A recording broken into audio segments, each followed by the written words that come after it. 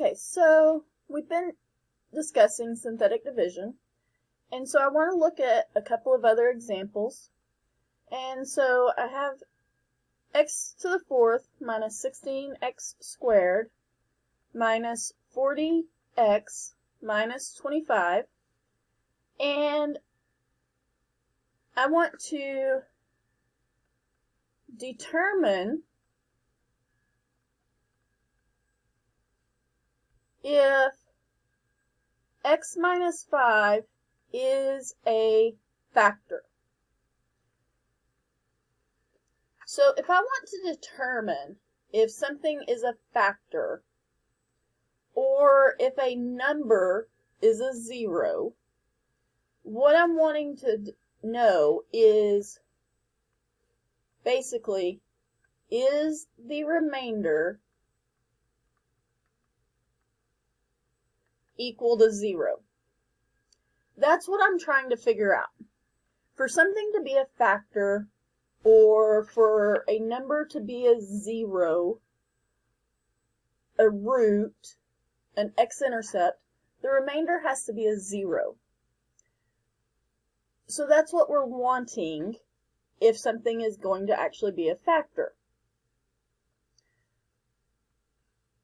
So what we need to do is remember, if it's like this, we need to set x minus 5 equal to 0, so x is equal to 5.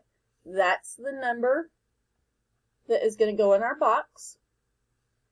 And then we have x to the fourth, so I'm just going to come down here, x to the fourth, x to the third, x squared, x, and constant.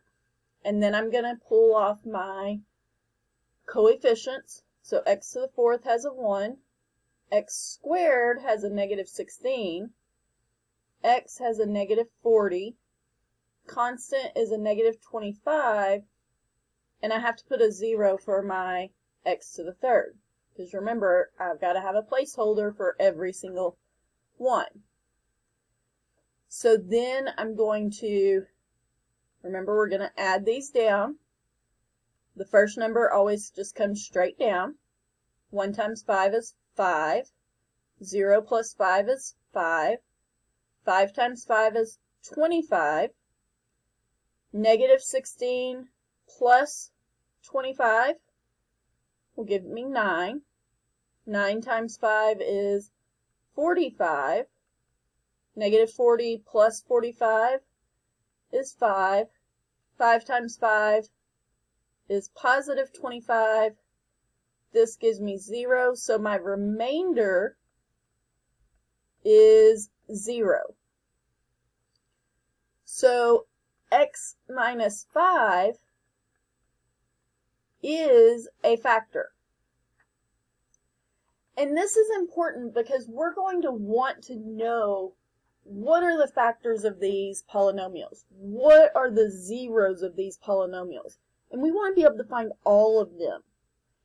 And so when we look at these, we want to be able to make them smaller, pull them further down. So notice that I started out with an x to the fourth. Now I have an x to the third plus a 5x squared plus 9x plus a 5.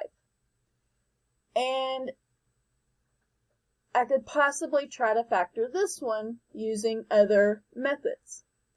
We're not going to right now. We're going to move to a different polynomial and show you that one instead. And so let's look at if I have f of x is equal to a 3x to the third plus 8x squared plus 3x minus 2. And I want to factor this. Well, I can't do the AC method because I have 4 terms. And I also can't really factor by grouping because of what all I have involved. So the nice thing is here, I'm going to say factor given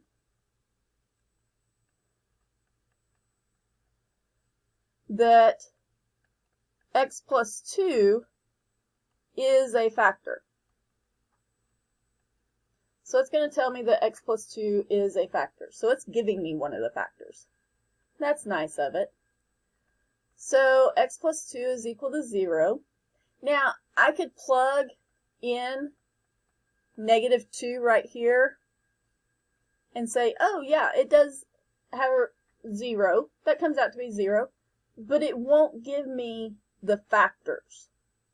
So the reason why we want to be able to use synthetic division is because I want to make this smaller so that I can factor. Because otherwise I can't get all of the roots, the zeros, the x-intercepts, in order to graph this thing like we want to. And so I want to use synthetic division with this.